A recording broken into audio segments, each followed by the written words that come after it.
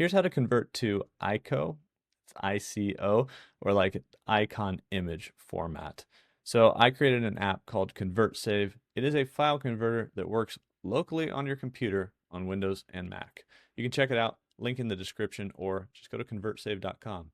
But all you have to do is drag any photo that you want into ConvertSave and then select the output.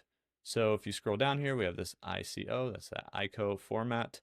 We can click on it and convert. It'll convert all of these images to that format. So if you're looking at creating like icon graphics and you need that file extension and you already have something you made and saved it as like PNG or something like that, you can just convert right here and then you'll have that format, which is a much more compressed format. You'll see that here in the file size. That's how I convert to ICO. I created this app with my brother.